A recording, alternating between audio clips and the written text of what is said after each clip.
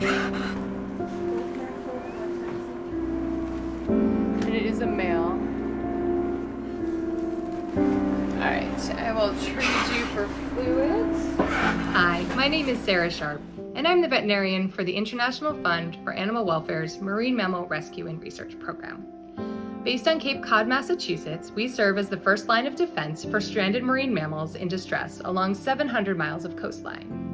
For the past 24 years, our team has responded to and cared for nearly 6,500 stranded marine mammals of over 20 different species, from 15-pound harbor seal pups to massive 50-ton right whales. Whether it's developing innovative rescue techniques for stranded marine mammals or advancing critical research on the health of these animals and their populations, we are pushing the boundaries of animal rescue and conservation. And I'm proud to say that IFAW's Marine Mammal Rescue Team has become a global leader in marine mammal stranding response.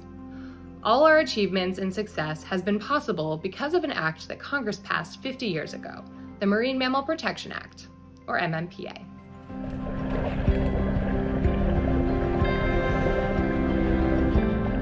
The MMPA and its federal protection for marine mammals has been a huge conservation success in the United States. Amazingly, no marine mammal species has gone extinct in U.S. waters since the MMPA was enacted. This act has been instrumental in the recovery of marine mammal populations like sea lions in California, the Hawaiian monk seal, and manatees in Florida. Right here in my own backyard on Cape Cod, I've witnessed humpback whales and gray seal populations thrive under the MMPA. Internationally, our Marine Mammal Protection Act is the gold standard for marine mammal conservation. My international colleagues often comment how conservation efforts are more difficult for them because their marine mammals are not afforded the same level of protection as they are here in the United States. The Marine Mammal Protection Act has been crucial to the growth and success of IFAW's Marine Mammal Rescue and Research Program. In 1992, amendments to the MMPA formalized the Marine Mammal Health and Stranding Response Program. Under a stranding agreement with NOAA Fisheries, this program empowered stranding and entanglement networks across the country, giving us authorization to conduct emergency responses to sick, injured, distressed, or dead marine mammals. Without the creation of this program, our rescue team would undoubtedly not exist today.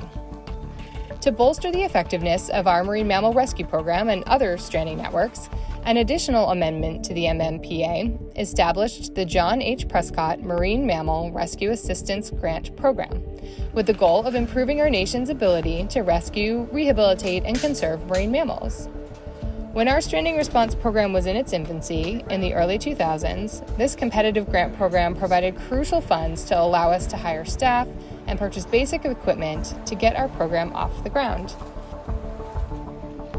And to this day, the Prescott Grant Program continues to be an important source of much-needed funds to support our work and that of our colleagues.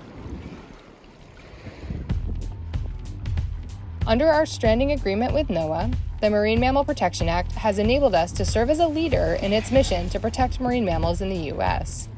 Here on Cape Cod, we see the highest rate of dolphin mass strandings anywhere in the world.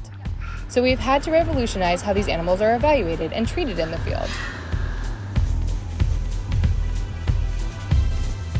Our rescue efforts can now be performed within a matter of hours, greatly improving the likelihood of survival and release back to the wild.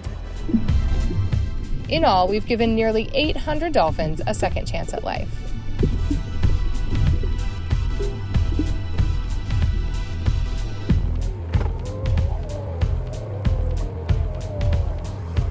When it comes to seals, it's estimated that up to 10% of gray seals on Cape Cod are entangled in life-threatening fishing gear.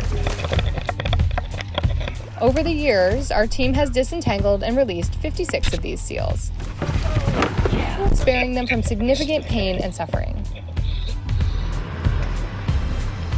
In the past, attempts to capture and disentangle seals proved difficult, and we realized we needed a new approach.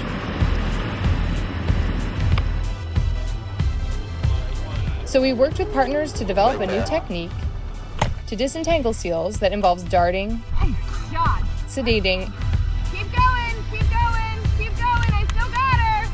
and tracking the seal's location throughout the rescue process. Coming in your right, Bri. Oh. This has proved to be a safer, more effective approach, resulting in more lives saved.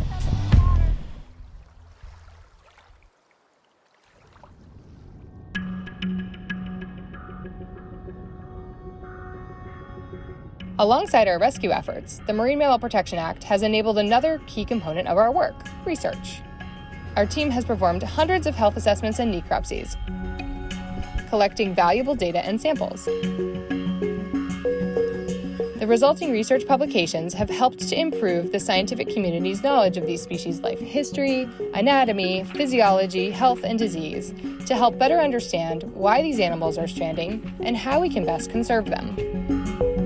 Animals tag looks good. Through technology in the form of small temporary satellite tags, we can track and collect data from dolphins, whales, and seals to inform us about post-relief survival, as well as habitat selection and distribution of these species, which can then in turn inform management decisions. With dolphins in particular, our satellite tag studies challenged the long-standing paradigm that all single-stranded dolphins are sick and must therefore be euthanized. Our research proved that healthy single dolphins could survive and thrive back in the wild. Our research into the causes of stranding and prognosis for survival after release have helped improve stranding response protocols not only here on Cape Cod, but also across the country and around the world.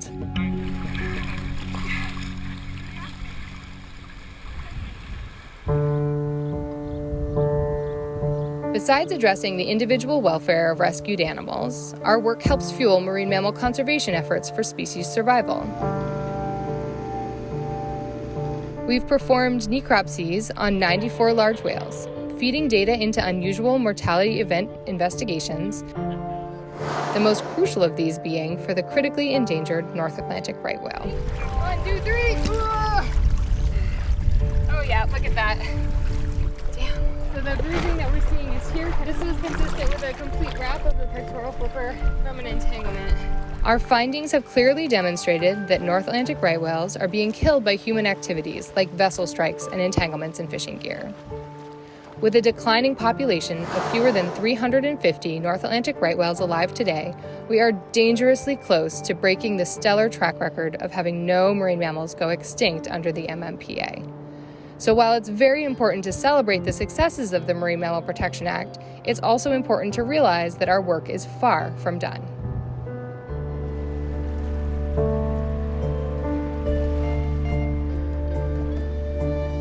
If nothing else, we have learned over the past 50 years of the MMPA that quality science must play a role in informing marine mammal rescue standards and conservation and management strategies. Without the vital data that our team and our colleagues provide, it would not be possible to enact meaningful legislation to protect these amazing animals. But the science can only go so far, and we need management implementation to reflect current knowledge and developments if we want to continue the 50-year success of the MMPA. The knowledge and technology landscapes have changed drastically from when the MMPA was enacted. For instance, procedures for evaluating the health of marine mammals have developed significantly. With these new techniques come new opportunities to improve the management of marine mammal species.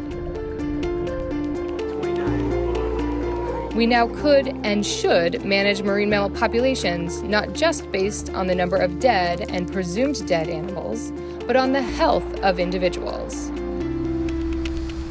We know that managing populations based on deaths alone can lead to extinctions, as will likely be the case with the North Atlantic right whale in the next few decades unless we change course. Similar to the shift from species-based conservation to ecosystem-based management that occurred at the inception of the MMPA, we must now evolve again from a mortality-based management paradigm to a health-based one in order to sustain the successful legacy of the MMPA.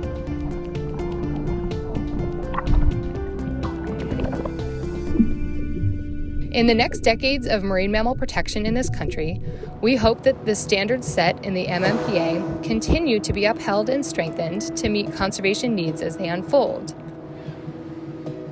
Marine mammal populations around the world are facing new and elevated threats each day, including entanglement in fishing gear, collisions with recreational and commercial vessels, habitat degradation from pollution, plastics, increased ocean noise, warming oceans, and more extreme weather events caused by climate change. Furthermore, legislative attacks on the MMPA in recent years have threatened its foundation and placed protected species in a more vulnerable position. That's why protecting the Marine Mammal Protection Act is more crucial than ever, and it's essential that the MMPA is able to adapt and evolve to stay relevant and effective. The ability of the MMPA to dynamically prevent individual deaths and also preserve health in populations will be absolutely critical to the sustainability of our marine ecosystems. 50 years of the Marine Mammal Protection Act is certainly something to celebrate. I hope that the MMPA not only continues to protect marine mammals in the U.S., but also serves as a template for other countries striving to conserve their marine mammals.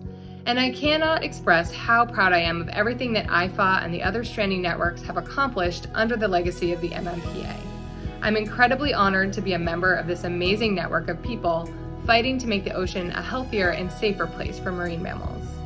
And I look forward to continuing our work together to ensure that people and animals can survive and thrive together in the years ahead. Happy 50th anniversary, Marine Mammal Protection Act.